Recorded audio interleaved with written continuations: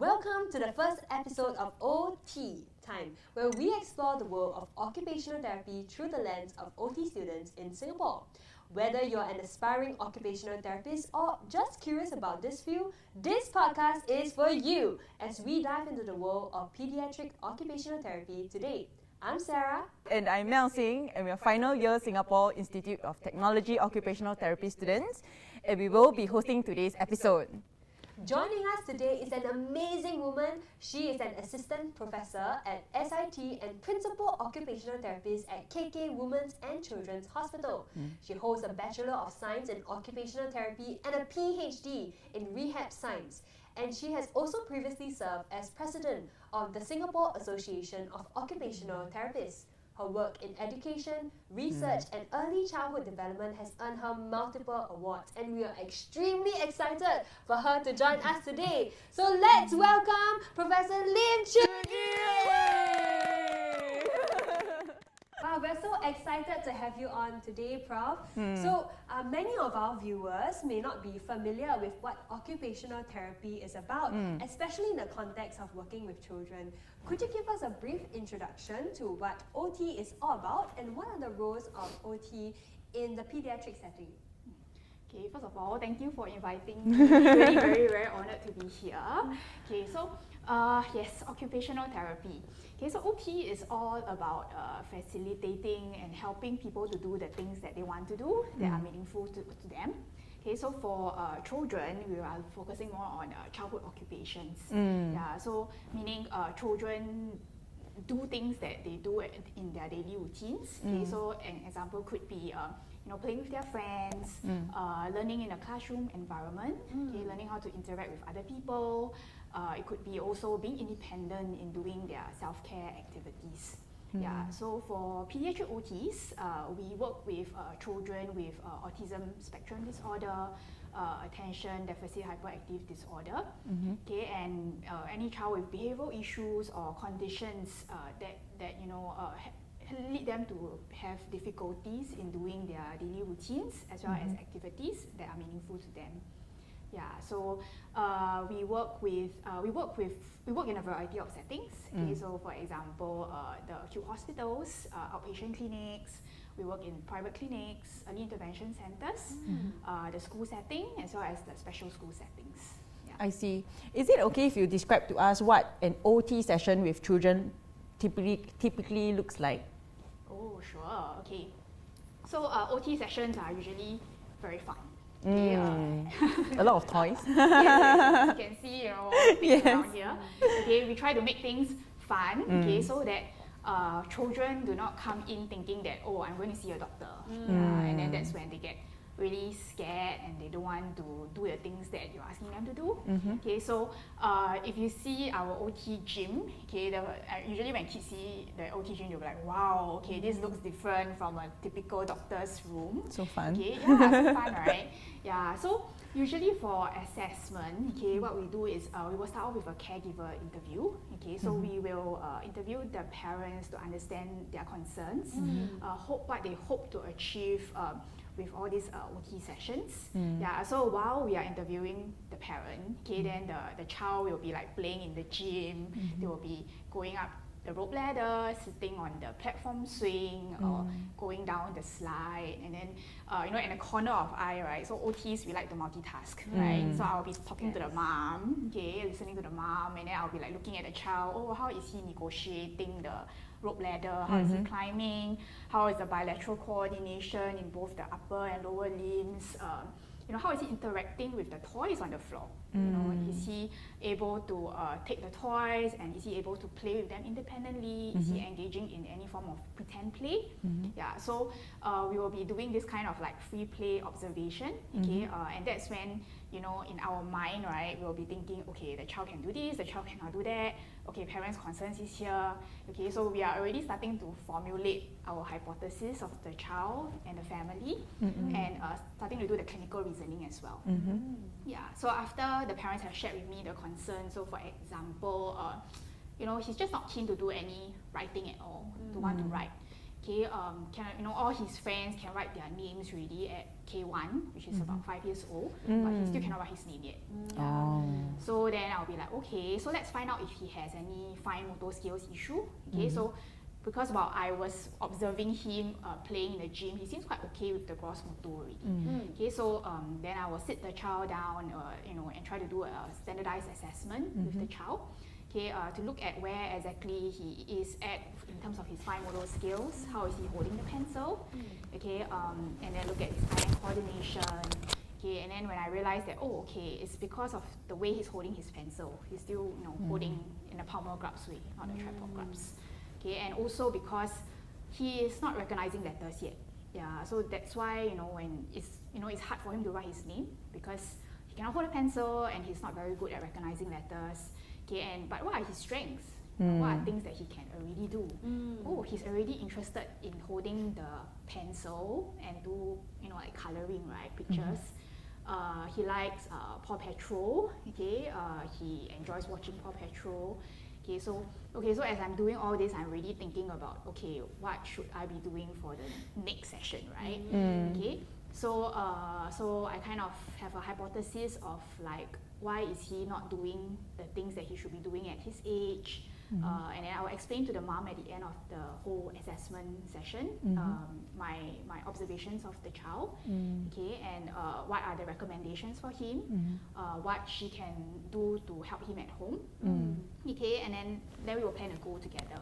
Okay, so I'll ask the mom, so maybe you can share with me, what would your goal for him be like after 4 OT sessions? And then the mom will likely say, I want him to be able to write his name independently. And I say, okay, let's work towards that. Okay, so during the subsequent intervention sessions, okay, we usually try to plan the session around the child's interests because that's when the child will be more motivated to do something that he's not good at, like writing, right? So then I'll probably get him more, Paw Patrol kind of like coloring to do. We can, use the Play-Doh to make Paw Patrol. We can teach him the letters in his name. Okay, so maybe his visual perception is not good. He's not able to differentiate similar-looking letters. Okay, so let's look at how to help him to learn the letters in his name. Okay, so through could be sensory methods. Okay, so we use programs like Handwriting Without Tears to teach children how to form letters. Okay, and then in addition, we also work on the tripod grasp, using different activities to strengthen his tripod grasp as well. With the goal of being able to write his name eventually. So that's how usually a typical assessment and intervention session of an OT looks like. I think something that you brought up which is really interesting is that I feel that usually when people think about occupational therapy or rehab, they usually will think it from the perspective of, what is the person's deficit and what do we work on, which of the deficits do we work on? But something that you brought up that's very interesting is that you make use of their strengths to help them with your intervention. I mean, of course, with kids it's difficult because, if they are not interested, then they wouldn't even bother, to be engaged in the session. And also, just a follow-up question. So you mentioned that, you speak to the parents about the goals that they have. So we know that OTs, we work with children across ages. So are there some difficulties that you face while working with children that are perhaps younger, or perhaps another perspective is, at what age do you start to consider their goals? At what age do we start to consider their goals? Yes, what do you want to achieve? Those sort of questions. Because we understand that, children, they are not fully mature yet in that sense. So, what are your concerns? I think that's important to get a perspective from the child as well.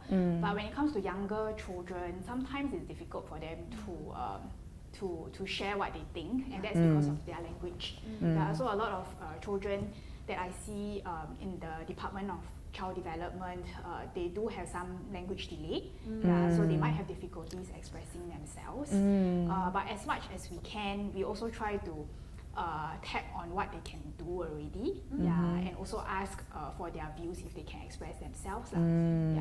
So sometimes they would tell me things like, maybe the mom says that, I want him to be able to write his name, okay, and then they will tell me things like, I don't like to write. So if I can have a conversation with the child, I will ask him, why don't you like to write? Or maybe it's difficult for me. Then I will ask him, why do you think writing your name is important? Okay, and then try to help him to see the importance of being able to write his name as well. Okay, but of course, if the child has other goals, like I want to be able to throw the ball, or I want to be able to play catching with my friends. Okay, these are areas that we can work on as well. Yeah, so usually we have to take into account both the child as well as the parents' inputs as much as we can. Okay. It sounds like you really, obviously you have a lot of experience working with children. So are there any cases that really made you feel like, this case really impacted me a lot, it's really very unforgettable to you? Are there any of such cases? Yeah, there definitely are. Okay, so just more recently, I have seen a child with global developmental delay. Okay, so when I was actually looking through the case notes before seeing the child, I realized that this child comes from a complex family background, and both the parents have intellectual disability. Yeah, and then the child hasn't been in school even though he's like 5 years old. Yeah, K1 already. Okay. Yeah, so I'm thinking, so is it, and it could be an environment issue, because as OTs, we don't look at the child's skills only, right? Yes. We look at how the child's environment impact on the child's development as well. So I think, okay, parents have intellectual disability, not going to school yet, so it could be a environmental related delay that is causing the child to be behind his milestones. Yeah, so and then when I saw the child, okay, initially I thought the child would be probably more passive and not wanting to engage with me, but he was really very reactive when he saw me, because I think he seldom see strangers. He has always been at home with his parents by himself. I see. Yeah, so he has never seen people outside of his home environment.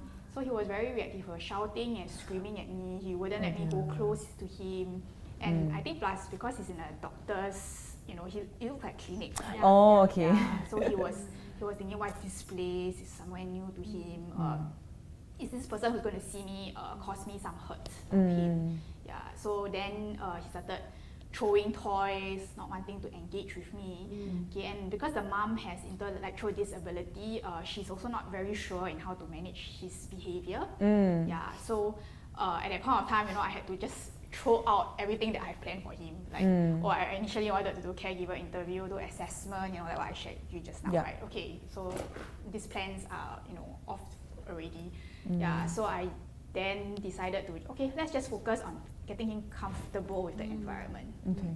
Yeah, so I got the mom to, I didn't approach him myself. I gave the mom toys, asked the mom, what does he like? Yeah, and then the mom says, bubbles. So I gave the mom some bubbles to blow and get him to calm down. Yeah, so I like to use bubbles in my session because, when children see those things flying in the bubbles in the air, they feel more calm as well.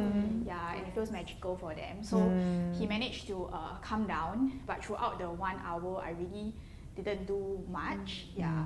So I shared with the mom, it's okay. Our goal is to just get him comfortable in a new environment, so that I can assess him and see where exactly his milestones are.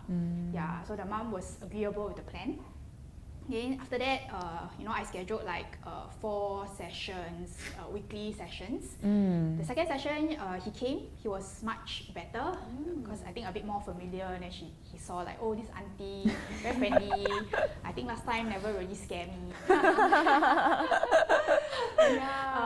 Okay. Then he did manage to do some things. He did the puzzle, the shapes, match the circle to the circle kind of thing. And I was like, okay, very good. Then unfortunately, third session never come. Yeah, he didn't turn up. Fourth session also never turned up. Yeah, so I was started to think, is it because the mom didn't think my sessions were very useful?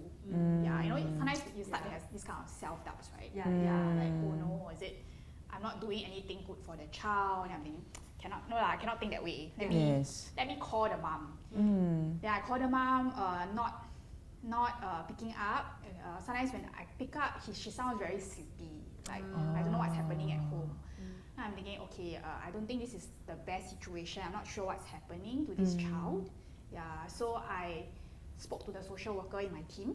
Okay, I like working in my team because we have a multidisciplinary team. Like when we have complex family cases like that, I can always, knock on my social worker's colleague door and ask, hey, what should we do if this is happening? I cannot leave this child alone. He's not in the school system and he's not turning up for my sessions. So then the social worker, my social worker colleague was really nice. She tried all her best to contact the family, and then and we realized that this child is also being seen by the Family Service Center, FSC social worker. So they managed to contact the family and he is at home. Parents are just really not motivated to bring him for therapy because they don't have money to take bus, take taxi. They have 3 other children. It's just very difficult to bring the whole family to the clinic, right? So there were a lot of constraints for them. Okay, then I discussed with the social worker and we managed to find inclusive preschool for this child, a space for him. So we were thinking, oh, very good. I think he just needs to get into the school system to get the correct, environmental stimulation for his development. So we found a space for him. The preschool was really good and said that, okay, let's take him in. Okay, unfortunately, he didn't turn up for school as well. So there were a lot of setbacks, and this persisted for a few months. And then the preschool was like, we cannot just hold the space there for him and he's not turning up. You are depriving another child from this space. So we didn't know what to do next. Okay, and eventually the social worker and we thought about actually, could a foster home be a better place for this child? It was a very difficult decision because no people want to pick a child out and put the child in another home and let the child be away from their own parents, right? So it was a very difficult decision, but after some meetings with the different stakeholders like the social worker from the FSC, also from the child protection office, so we had people from MSF coming in as well to discuss about this child and what's the best place for him to grow up. And then it was decided that the child will be put in a foster home environment. So this is quite an unforgettable case because I had this hypothesis and beautiful plan for this child, but eventually our role just changed. We became an advocate for this child instead. We just need to find a better environment for the child to learn and grow. And sometimes we just have no choice but to make such difficult choices for the child and the family. I see. From hearing like both of the cases, it sounds like, wow, actually occupational therapy, there's a lot of like processes, there's a lot of creative problem solving, and if I were to maybe break down and kind of sum up, I guess, the whole process that it seems like firstly is that in reference also to the occupational therapy process intervention model, there is this process of building rapport with the client and you get to know them, and there's that client-centeredness as well as collaboration with not just the child but also their families and the multidisciplinary team that is involved. And then after this rapport and relationship is established, then it seems like you go into a goal setting on what is actually not just the problems but the strengths, what are the resources that can be tapped on, and how can we actually build the skills required. And it's very interesting to hear that I think it's quite different, that occupational therapy during this goal setting process, rather than it being a very expert driven like most other clinical settings, which is like, oh, if the doctor says that if you have a flu then you must eat this medicine, or if for like physiotherapy it's a prescribed exercise. But from what you mentioned in your cases, it seems like it's very tailored to each individual, a child, family, and really according to like their interests. Yeah, so it seems like after you have that goal setting where it's really recognizing the clients, their family as the expert of their own lives and really making it to something that they want to work towards and is meaningful for them, then we actually go into this intervention or the structured sessions where you give your professional recommendation as well as what is bring in the clinical reasoning and the expertise to actually piece together, okay, how can we, with the professional knowledge that we have learned, actually bring the resources to help the child or the family improve the environmental aspects or in the activity that they're doing, adjusting the demands and things, and actually how to help them as a person. And after you, it seems like even during the session, we go to the last part, which is a evaluation process of the goals and also where the child and their family is at. And during the evaluation, you mentioned a lot about talking with the family, talking with the child to find out also what is really the difficulty, and that there's a constant like reflective cycle, it seems, that we have, and recalibrating also with what the team knows is best and also what the family and the client wants.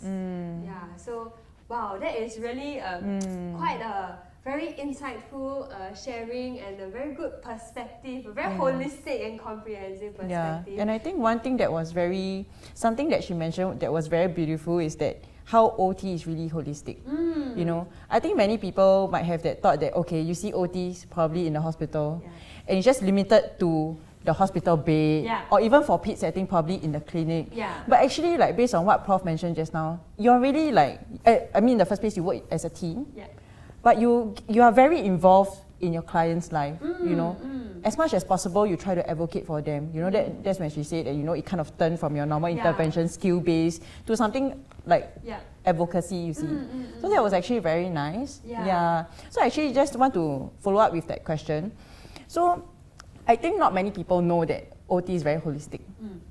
So do you actually feel that, you know, after working for so many years, do you realize that there's a common misconception that people have towards OT, or perhaps specifically OTs working with kids?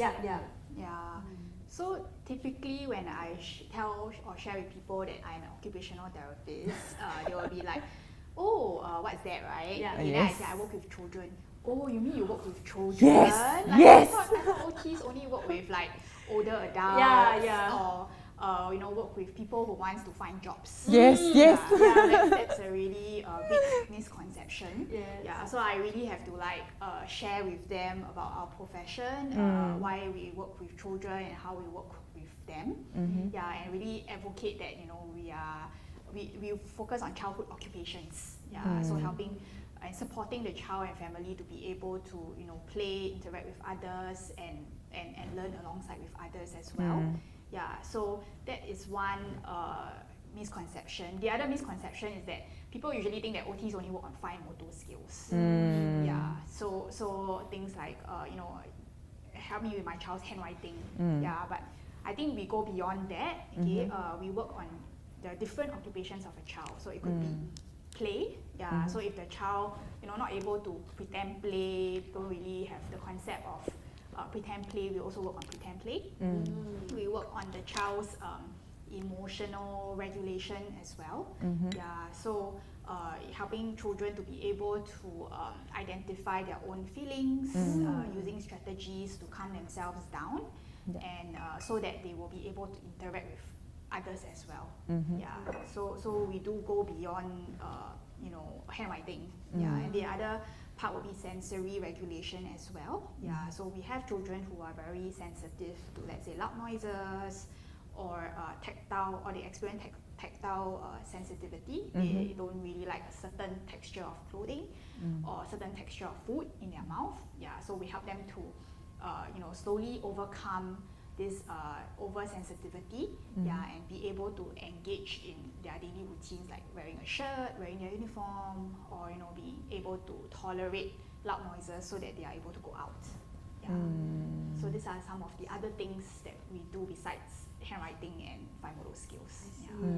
Actually, another misconception that I heard is that when parents bring their kids, it's like, and they see the session, like what you mentioned, like blowing bubbles and letting them play with toys. And some may say, huh? You mean I pay so much money and they just come here to play? I can do it at home. I can do this at home also, and like, you mean what you're asking me is to play with my child, or is OT really just about play for children that they don't really see how it relates to actually helping their child participate in their important and valued occupations? How do you usually respond to that?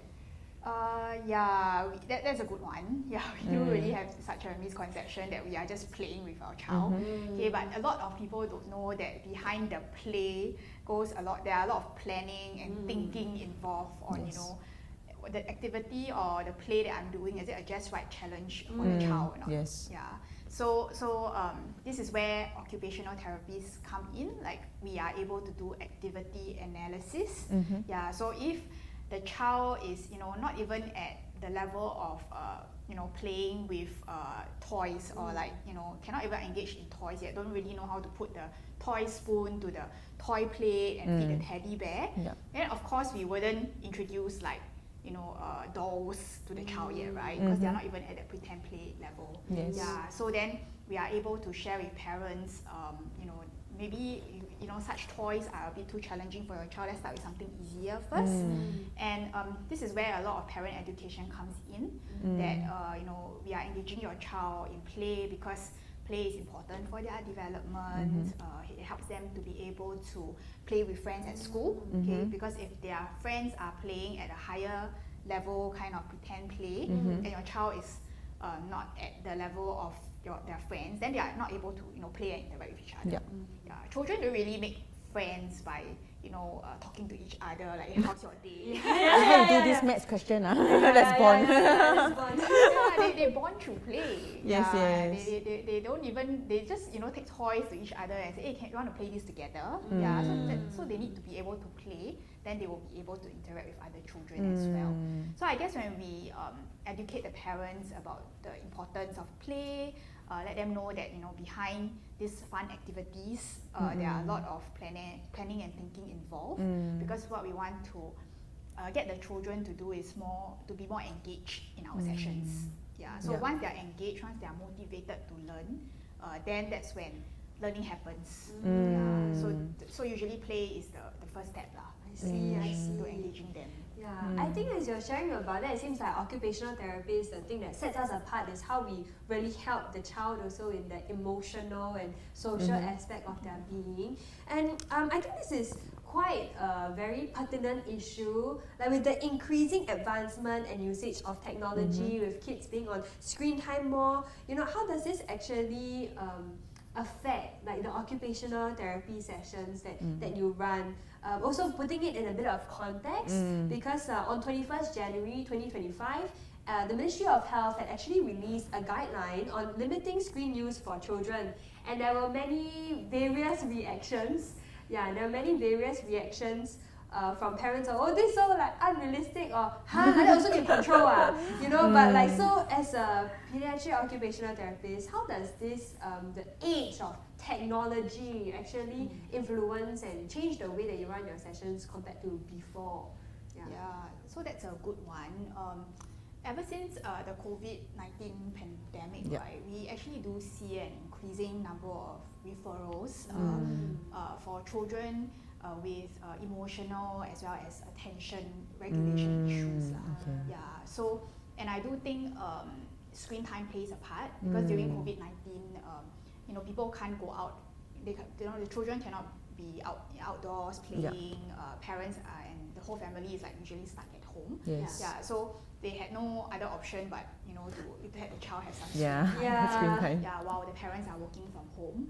So then I realized that the lack of outdoor play and increased screen time does really impact on children's attention. So we have children coming in, the gross motor skills a bit delayed, and then attention span not great, and then the parent will be like telling me, during COVID-19 we never really bring the child out. She's a COVID-19 baby, so could this be a possibility? So of course there will be guilt. I mean, some parents will actually feel guilty as well, right? Like, did I do it? That's why it caused my child to be like that. Yeah, so then we have to assure them that it could be, but don't worry, it's not too late. You know, we can always do things to continue to support your child's development. Yeah, and we will educate them in the area of, you know, reducing screen time, like, you know, things like, you know, if your child keeps looking at the screen, okay, then the brain is like so used to like the fleeting images, right? Yeah. And screen time also has a lot of what do you call that? Immediate gratification. Like if I don't like this advertisement, I just put skip ad, right? Yeah. So they don't really learn how to wait. They don't really learn how to, oh, let me finish the advertisement, then I get to watch my Paw Patrol or my Coco Melon. Yeah. So it's just, you know, constant stimulation of the brain. Yeah, and it's passive stimulation. It's not even active. The brain doesn't need to work. So over time, when they are so used to it, the brain is so used to such fleeting images. Where you give the child a normal book, you know, and then you open the book and the words are not moving, the pictures are not moving. Yeah, and then they will of course switch off, right? So obviously they don't want to read books anymore, right? Because their brain is just so used to the moving images that is there on TVs as well as screen time. Yeah. So when I explain this to parents, right, then they always have the aha moment, like, oh yeah, that makes sense. Yeah. So this is when they will start to be a bit more cautious in exposing their child to screen time. Yeah, and I always assure them that, you know, screen time is not bad. It's not a total like I shouldn't give my child. Yeah, so there should be a limit to it. Yeah, and we can use screen time to engage their children in learning. Right? Yeah. So if they can, for example, if their child has difficulties writing, you know, there are a lot of apps nowadays whereby they teach the child how to form the letters, right? Or even Chinese characters whereby you know, they have engaging games to teach your child how to write or form letters. And there are also things like stories that they can see, like ebooks, right?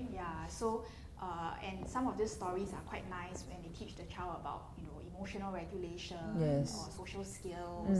So you can actually still use technology to engage them in learning, but just need to use it cautiously and carefully. Personally, for yourself, would you say that you use it quite often during your therapy sessions? No, in fact, I try not to use it. I see. Because I want to model what I say, right? Like if I want to encourage the parents to reduce screen time for the child, then I wouldn't use it. But I will try to engage children in normal toys or activities and give the parents some ideas on, oh, you know, my child can occupy himself. He doesn't need screen time to be occupied. Because a lot of times parents will tell me like, oh, my child is so bored at home. That's why they always tell me, Mommy, I'm so bored. Can I have my iPad? Mommy, I'm so bored. Can I watch TV?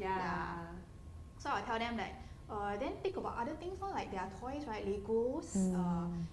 Encourage your child to play with the Legos. And then I will model it during my sessions as well. So when I get the child to play Lego in my session, and then he can build beautiful things, then I'll point out to the mom, you see, he can actually play independently for the past 15 minutes. These are the things that he can build. Yeah, you should continue to do this at home. Then they'll be like, Actually, I was a bit curious just now. Do you find it a bit difficult to persuade or convince parents that play is good? Like play as in like toys? Because, you know, like I feel that generally parents are getting more like, you know, they want their child to be like academically like very good, excel. So is there this perspective from, have you ever encountered any parents that are like, play don't want, just ask him to read storybook or, you know, do some worksheet? Yes. Is it common? Yes, it is common, but I would say that the new age parents nowadays are more aware of the benefits of play. And I also think that it's also because of the government, the various government initiatives. Like Health Promotion Board has been promoting healthy occupations or daily routines for children.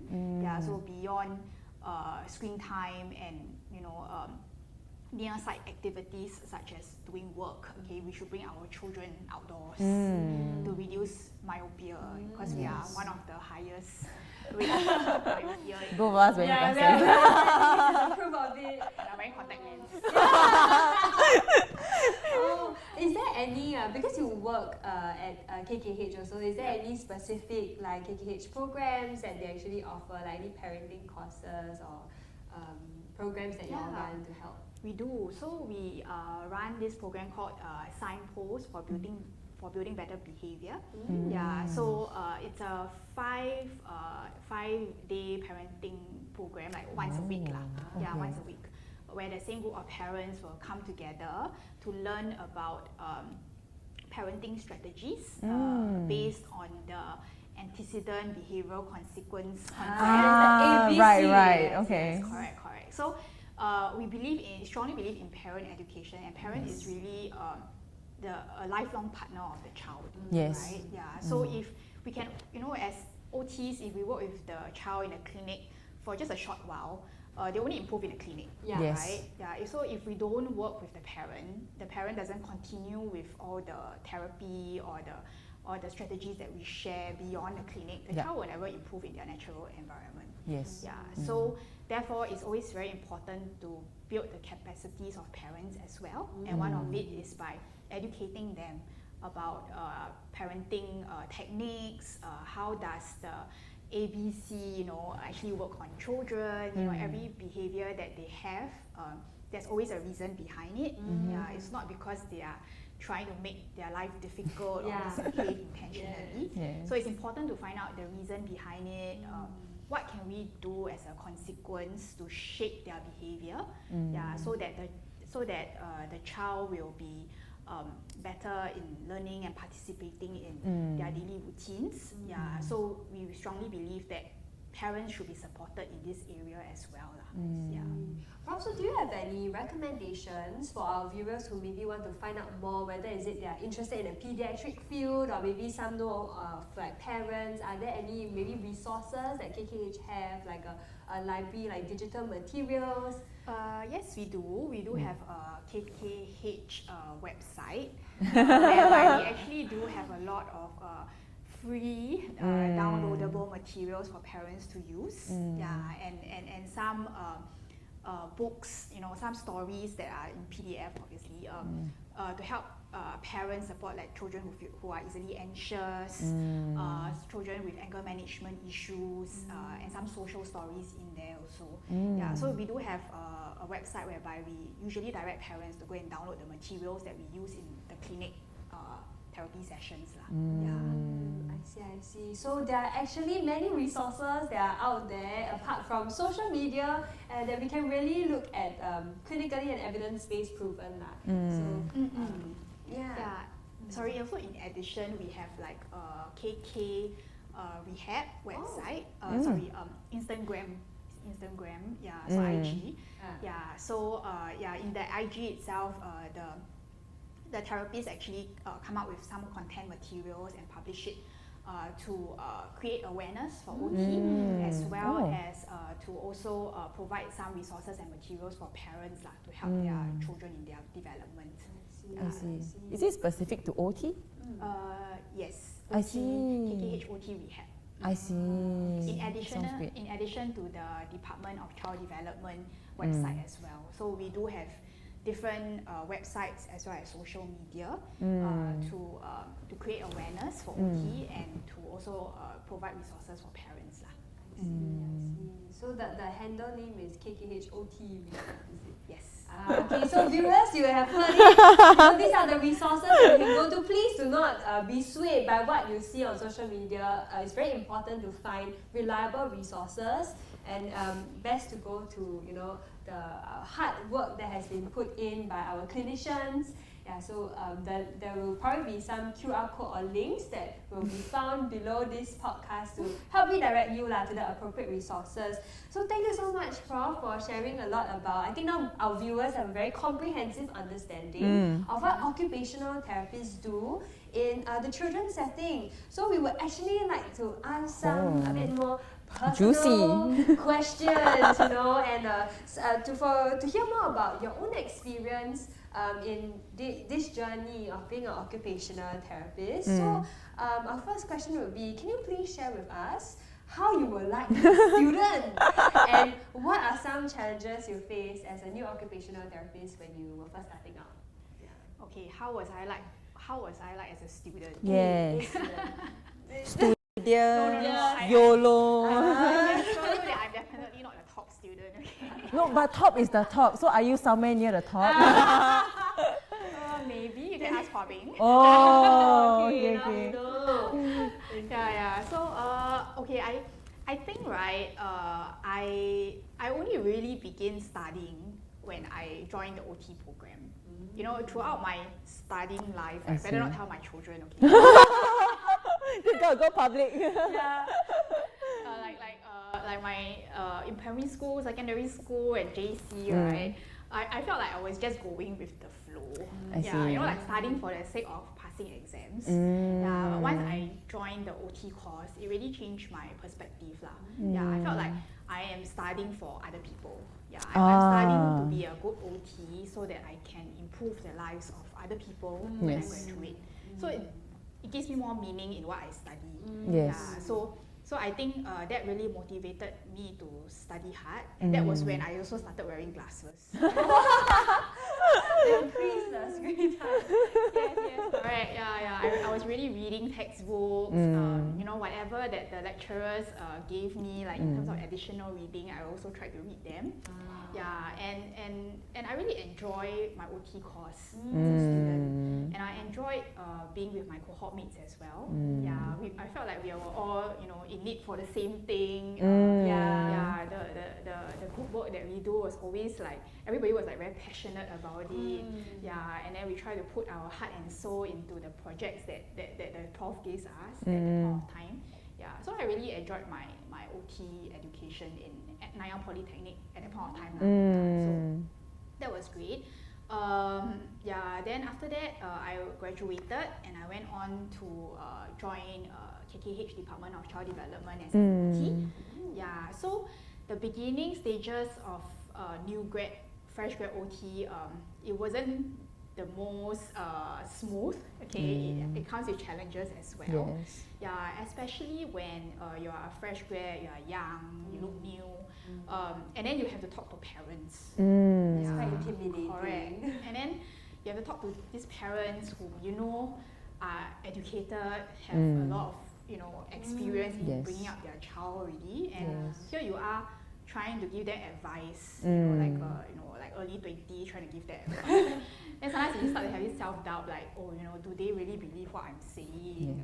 Are they doubting my profession or my capabilities? Okay. So when I first started, those thoughts came into my mind. But I often tell myself that everyone has to go on this journey. Like even the most senior of the most senior OTs out there, they all started as a fresh grad, right? Everybody has a starting point. So it's how we make use of our starting point to gain our clinical experience and build our clinical experience so that we can be even better OTs in the future. So we just had to start off from somewhere. That's number one. And then number two, I will tell myself that the parents are expert in their own children. They know their children their best. I really respect them. Okay, and they are not my boss. I mean, the parents are not my boss. They are not my clients, but they are my partners. They work alongside with me. And I am the expert in OT knowledge. I know activity analysis well. I know children's developmental milestones well. And this is what I can bring on the table alongside with their expertise in their own child and parenting. And together, we work together with for the benefit of the child, for the growth of the child. So after a while, I told myself that, and I gave myself more confidence, in interacting with the parent. And over time, you just build up skills, or you have this. I always have this analogy that I have a bag, I have like a sling bag at the side of my OT career, and then over time, I see this family, I reflect, I learn from this family. Oh, this actually works for this child in this family. Okay, then that set of skill is I just throw it in my bag. And then I meet another family. Oh, that set of skill I throw it in my bag. And along the way, you just collect all these skills, knowledge on how to work with families and different types of families, different types of children, and that's how you build up your clinical experience. So these are my challenges along the way and how I actually doubted myself, but also came a long way from there, from doing these things. Yeah. But Prof, why pediatrics? Yes. And considering that when you first started, right, like you mentioned, it was you were in your early 20s, right? Like, why kids? Yeah. I think since young, I love working with children. Yeah. So I recall when we had like those big family gatherings, right? And then I have like other cousins who are like small. I just love like taking care of them. I don't know, maybe it's just very cute. Yeah, very cute. I want to play with them. I want to take care of them. Yeah. So all along, I knew I wanted to do something with children. Yeah. So when after my A-levels, I came across this brochure from Nanyang Polytechnic. Yeah. And then I saw the OT course, diploma in OT. Yeah, then I was like, this looks interesting. Yeah, and then I remembered very clearly that the picture was a picture of a child in the gym. Okay. Yeah. So I was like, oh wow, my workplace will be like in the gym, like so fun. Yeah. They chose the right picture to advertise. Good job, whoever that did that. So I was thinking, okay, maybe I attend the open house and see how it goes. Yeah. So when I attended the open house, that was the first time I met my first mentor of my OT career, which is Mr. Lim Hua Bing. No, he's already Prof, right? Oh, Prof. Yes. So I met Hua Bing, and then I spoke to him, and when I spoke to him, I think he just has that ability to share very honest opinions about the profession. Yes. But at the same time, it also impresses me. Yes. Wow, this is. OT works behind the scenes, but we can actually do so much for our clients. Yeah, so I was like, okay, I'm pretty convinced lah. Yeah, but of course, after convincing myself, I had to convince my parents. Yeah, because I graduated from a JC, right? Yes. Like after A-levels, most people think that the typical route was to go to a university, right? Yes. But then I had to go to a poly. Yeah, so. But poly was great. I love poly. Like we did so many hands-on activities. Yes. There was so much focus on practical learning, applied learning. And that was how I gained my skills as an OT as well. Yeah. So I guess my parents were convinced because they saw me graduate and really enjoy the work that I do. And they saw me going and being happy to study, where previously I was not a very studious person. So I guess they were convinced after a while as well. That I'm on the correct profession for myself. They must be so proud of you now, correct or not? Like, why my child wants to go to poly after JC? Then what's this occupational therapy? Okay.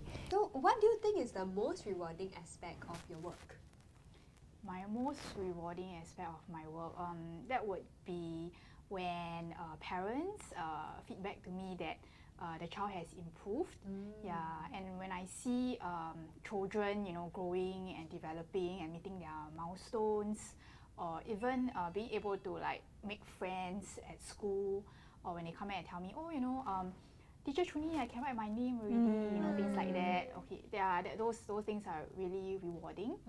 And I recall once I had a parent who actually shared with me, after attending OT sessions, right, I felt like I had more happy moments with my child than angry and sad ones. Wow. That's very precious. Yeah, that's very precious. Yeah, because and she was explaining why she felt that way, and that was because after OT sessions, it helps her to see the strengths in her child. And previously she always thought that her child is not good, just very negative feelings about her child. My child always makes me feel angry. I don't feel like going home to take care of him every day. But after attending the OT sessions, she began to see positive parts of her child. And also know how to manage the child's behavior, and also know that when he behaves this way, start to think about the underlying reasons behind it. And one of it could be I'm not spending enough time with him. And she would make more effort to engage and be with the child instead. So that's why she said that she felt that she had more happy moments with the child now rather than sad and angry ones. Actually, would you say that is how you define what success to you is like for your sessions or even as an OT? Yes. So those are some things that help me to define success. Yeah. So feedback from parents, feedback from the child themselves. Yeah. So and some other definition of success would be when I see the child thriving in school. Yeah. So sometimes like you see the child doing really well in the clinic already. You see like when it comes for therapy, they are able to do all the things that we set the goals on. Yeah. But then at school, still not performing as well. Teachers still have complaints. Yeah. Then I'll be thinking, okay, so the skills that the child has developed are not being generalized to their natural context or environment. Yeah. So this is where I know I need to work more closely with the teachers. Yeah, advocate for the child in the school setting. Do you want to try using the calm down corner, because it helps when the child has a space to regulate their emotions. And then sometimes the teachers would feedback that we don't really have space in our classroom. Yeah, and then we have to like problem solve with them. That's fine. Maybe what about they don't really need a very big space. Yeah, a small space with some visuals to remind them to calm down. That would be sufficient. Then after some problem solving with the teachers, then we figure out a way how to set up a calm down corner space for the child. And then the child is able to regulate their emotions independently in school. So that's also another form of success when I see the child thriving in their own natural environments, like the school setting. I see. Actually, I think right from the start, right, you shared the many sort of challenges that you have faced as an OT, be it like whether you just graduate and so on. So is there something that you do to keep yourself motivated or grounded? Perhaps that you can answer this from the you can give advice to some students that are currently struggling in the course, or even freshly graduates that are struggling in practicing on their own, being independent in their own sessions. So being a therapist and being very passionate about helping and supporting people, it can be draining.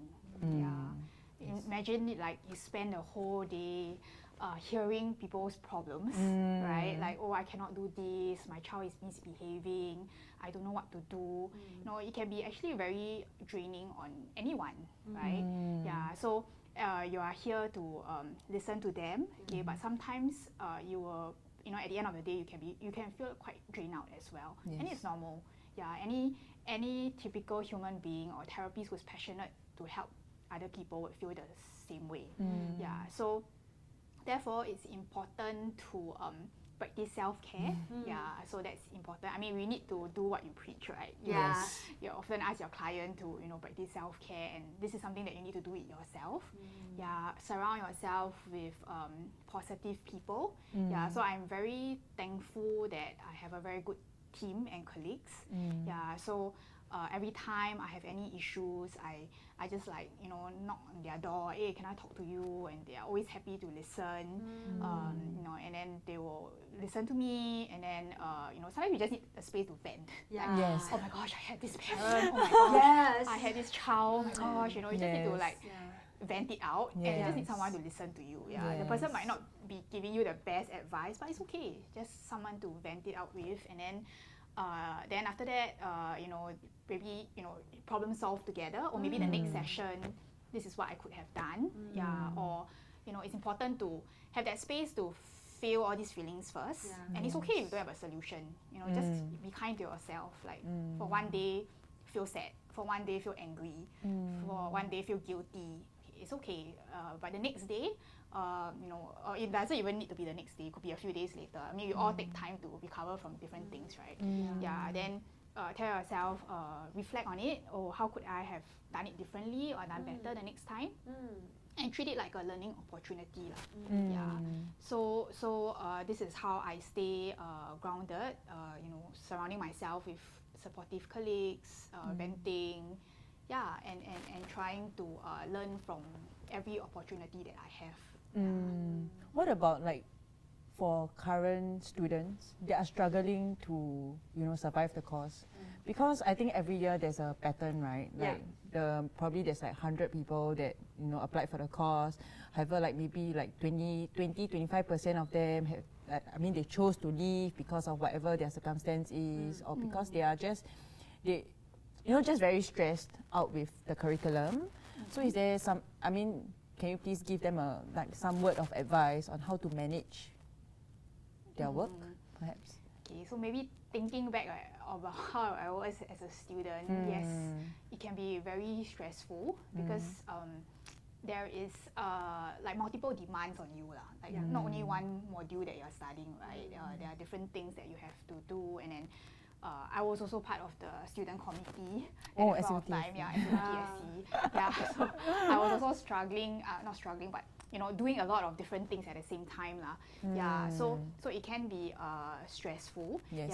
But I also will tell myself that this is what I will face when I graduate and work. Right? It's a training ground. It's for you to build up all these soft skills of resilience. Of being able to practice good self-care, being able to pace yourself. These are soft skills that you need to have in order to continue in your journey of your OT career and university or your tertiary education is where your training ground is to build all these different soft skills. So I would say if you are feeling stressed, acknowledge that you are stressed. I think being self-aware is a good first step. This is how I feel, and because I feel this way, it's impacting on my studies, it's impacting on how I interact with other people. And what should I do next, right? So if I feel stressed, how can I reduce my stress level? So I'm almost like practicing the things that I share with the children that I see in the clinic.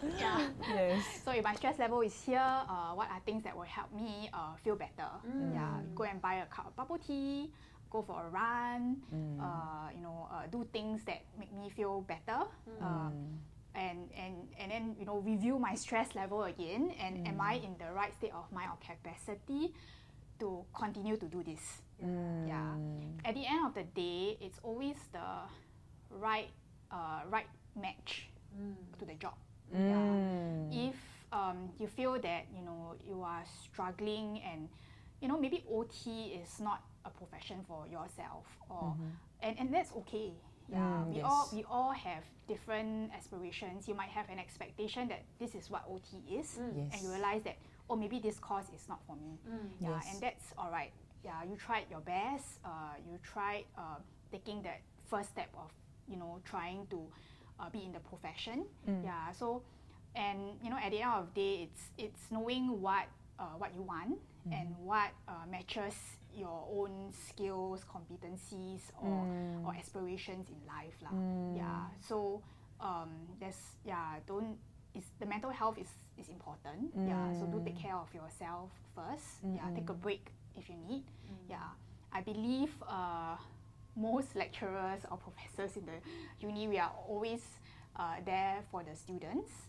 So we will try to support students as much as we can. And refer you all to the correct help if needed.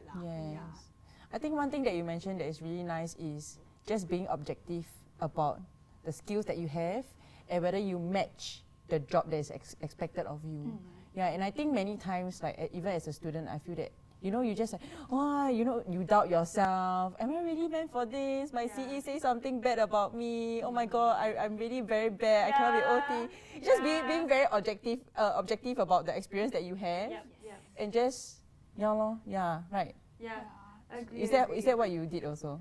I think maybe because we are final year SIT graduates, we have survived the course.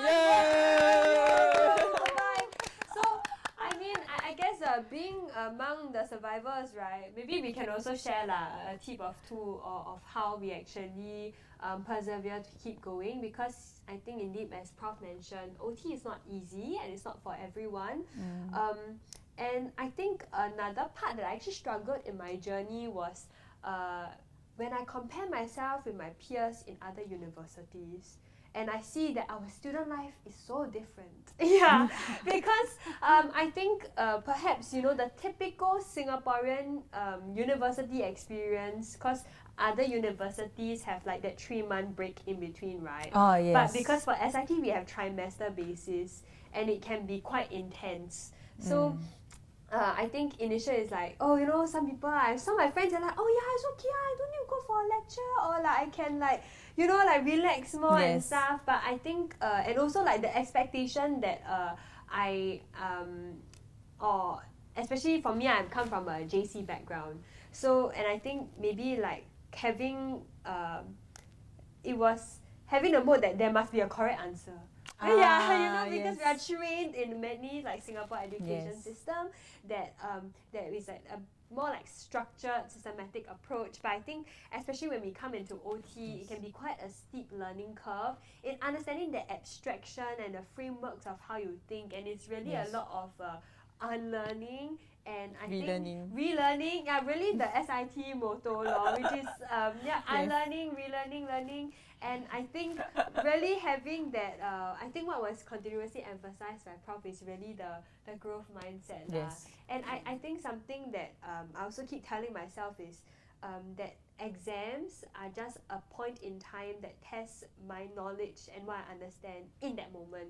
But it does not define whether or not I am a good or competent occupational therapist. Especially sometimes, you know, you do the written test and we're like, oh, I think it goes this way. And then maybe when you see the grade or everything, it's just, I don't even know what I'm doing anymore.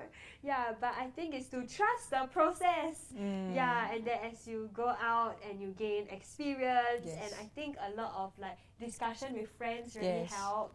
Yeah, and really bouncing off ideas. And I think it's also quite similar to what Prof mentioned in seeking that social support. But I think for me, another thing that is very important to keep yourself going is really why did I choose this course in the first place? Yeah, and remembering the reason to what motivates you, what makes you grounded. Yeah, in this course. Yeah, and I think for me, I really resonate with what Prof mentioned, that I feel that, you know, when we study OT, I have a greater motivation to study because I know that what I learn is what can actually make a difference in someone else's lives. But at the same time, you can swing to the spectrum that, oh no, if I don't know everything, then am I ruining their lives? But that's not true, because we are all on that learning process. And even after you graduate as a fresh OT, you're still learning. And it's always a learning process. So really, learning doesn't stop at UD. You shouldn't let your GPA really define you as an OT. Agree. I've heard of people that that are not your straight A students. But you know, their compassion, the compassion they have and the motivation that they have towards their clients, right, really made them go all the way for them. And I think that is really needed in any healthcare profession. What about you? Any tips to share? Any tips for me? I think it's really about honestly psychoing myself. Positive self-talk. No, really. I think like a balance between being positive and realistic. So yes, I know that, okay, firstly I reflect, I bring it to my CE, then my CE, my clinical educator, that's where he or she will actually like, oh, give me feedback, okay, what are the things I have to work on? So instead of, you know, spiral, like ruminating about like, oh my God, I'm so horrible, I cannot be a good OT, I have to be very objective about it, and I have to be very conscious and self-aware of my own thoughts.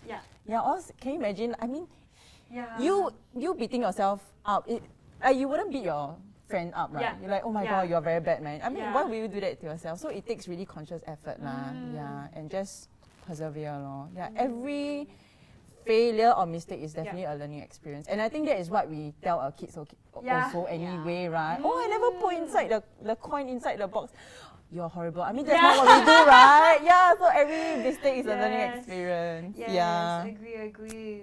Wow, I think there's just so much. And honestly speaking, even after your university education, you will continue to receive feedback from anyone. It can be it's not even your lecturer anymore. It's like you get feedback from the child, like, I don't like to play this. That's a feedback, right? Or your activity is not engaging. Right?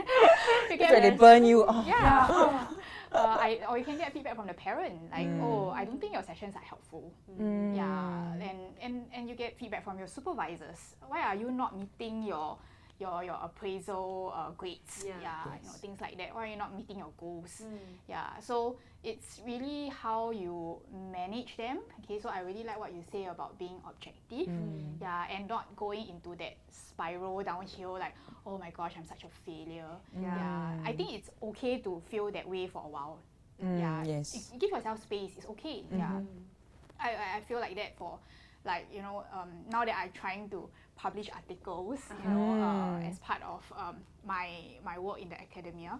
Yeah, so sometimes I get reviews from the editors or reviewers about like, oh, you know, your article it's not great at all and things like that. You know, that's how I'll read them. I'll be like, I feel so lousy, and then I'll just shut the laptop down. No point. I look at this also, I feel bad, right? Yeah. Okay, forget it. Let me go and do something else that makes me happy. Yeah. So it's just being aware of how you feel at that point of time. Allow yourself to feel that it's okay. Yeah. And then do something to make yourself feel better. Then 3 days later, I think I'm okay already. I try to, I try not to think that way anymore. Let me try again, and then open your laptop again. Yeah. I appreciate how you really brought that up, because I feel that as a student, right, whenever I see my professors, I do see them like, wow, they are so successful. Yeah, so perfect. Yes, Model. and when I make a mistake, I'll be like, oh my goodness, like, wow, the standard is very high for me to reach. I mean, you sharing that, I mean, like your real experience. I mean, of course, you're a human, you know, your human experience. I think that kind of comforts me also that, okay, like, okay, I'm not on the wrong track, you know. And I think that's very nice if other students hear that too. Yeah, that's great. We get feedback even until now. Yeah, I mean, we get students' feedback as well. Oh, through the module feedback. So we always take feedback as a learning process, but of course, coming with it comes with feelings as well. And these feelings are normal because you put in a lot of hard work, right? Yes. Yeah, you put in a lot of hard work and passion into doing those things, and if you don't feel that way, then something is wrong. It means you are not working hard enough, or you're not maybe passionate about that thing enough. So feelings are normal. It's just acknowledging them, knowing how to manage them, and then how to move on from them. Seems like the humility to learn and to grow, and also to not be afraid of failing. And to remember why you do it seems to be that things that we can take away from this, and managing expectations also. We have learned a lot and many insights. So before we end off this episode, in preparation for this podcast, we actually conducted a short survey among our 2025 SIT graduating batch of OT students. So we actually found out that 1/3 of our cohort had a background in paediatric education. So in terms of maybe you're studying like child psychology, or you're in like a early childhood education. Like, so we have actually quite a few friends. About 1/3 of our cohort has actually this background, and also about around 12% are actually looking to work in the pediatric setting in the future. So we would like to ask Prof, what are some words of advice that you would like to share with those who are curious about working and about to actually work in the pediatric setting? Okay, so I would say you have made an excellent choice. Wow, good job. Being a pediatric OT is really fun. So you know, it's not every job that you get to go into a session and play every day, right? So you get to play with kids. You get to interact with a lot of people. So if you're someone who's extrovert and enjoys such things, you will enjoy your job. But also behind the play comes a lot of hard work. So there's a lot of intentional thinking and planning behind each session. Like when I do this activity, how does it help with meeting the goals of the child? Is this activity fun? Will the child want to do it? What will the parent think if I do this? Can the parent continue the activity at home or not? Is it doable for them? So with each activity that we plan comes in a lot of hard work as well. So, and as a fresh grad, you see back-to-back cases. That's the reality of it. You really have like maybe 6 to 8 cases a day back to back, and in between you just have to find time to squeeze your documentation in, right? Yes. Yeah, and that can be really draining. Yeah, just having to see the children and speak to the parents, and sometimes you overrun your session when you have a challenging case, and then it affects the next session, and then it just kind of like snowballs. Snowballs. Yeah. Yeah. So it can be quite draining. Yeah. So I would say pace yourself. Yeah, it's important to pace yourself. If you need more support, voice it out. And also, of course, before voicing it out, also ask yourself if are there any other things that I can do better. Yeah. So usually, you need to reflect first. Maybe I should have done this, or be more assertive in telling the parent that time's up. We can talk about this later on. So that you can manage your time properly. Yeah. So reflect on how you could have probably done better. Yeah. And after you have tried different ways to pace yourself and manage yourself, but if you, let's say, you still feel drained and it doesn't feel like rewarding like how you used to when you just started work, okay, this is whereby you might want to seek more support from your colleagues, or talk to them about how you feel, and try to try different things together with them as well, so that you are able to manage your workload better. Yeah. And yes, be open to new opportunities. Yeah. So sometimes when your boss gives you like new opportunities, you'll be like, oh my gosh, another arrow. More work. Yeah, like, oh no, I had to organize OT day. To organize outing, wow. So stressful. Team bonding. Yeah, correct. Okay. So I would say these are opportunities for you to shine.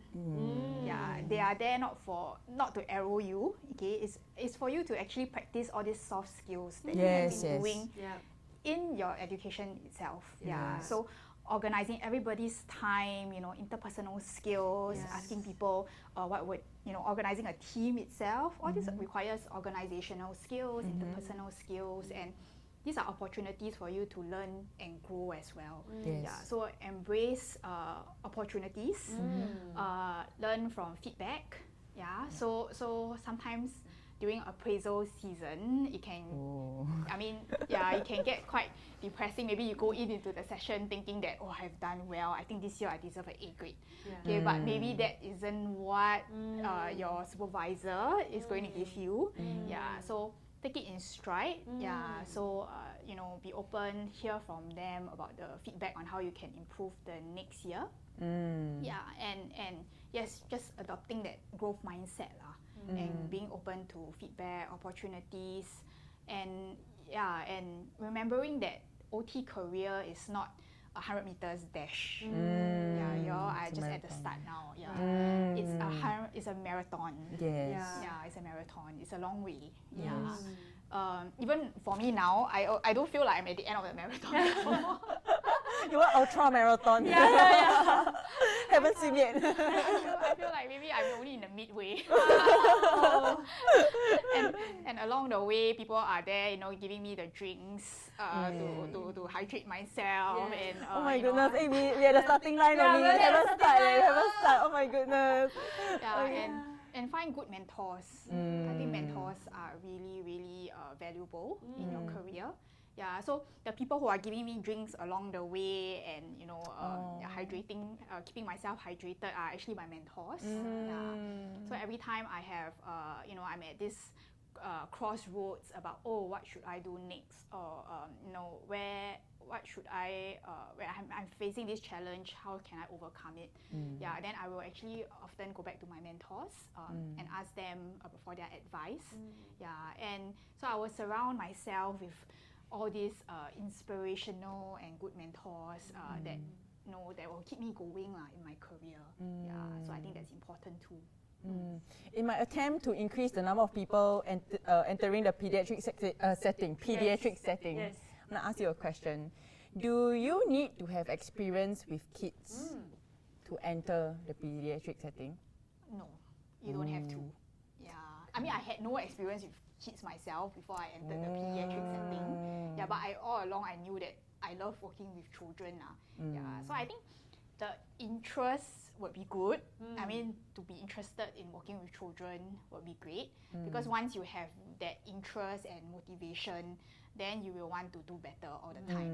Yeah, but I also have colleagues who initially were not very keen, but bonded, right? No choice, have to go, right? Okay. But in the end, they ended up loving occupational therapy and being a paediatric occupational therapist. Yeah, because they find the job meaningful and fun and fulfilling. Yeah, so you don't really need to have experience working with children before joining us. Yeah, you can.